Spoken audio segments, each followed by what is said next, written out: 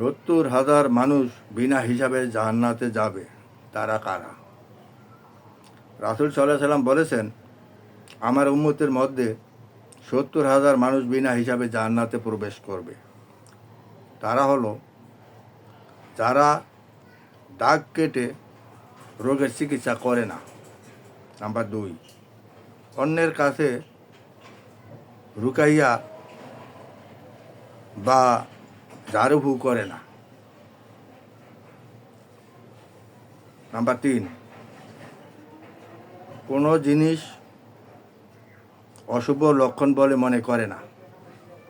Number 4, এবং তারা একমাত্র আল্লাহ হওয়ার উপরে ভরসা রাখেন। সহিহ বুখারী 5705 ও 3414। ভিডিওটি সবাই বেশি বেশি শেয়ার করুন।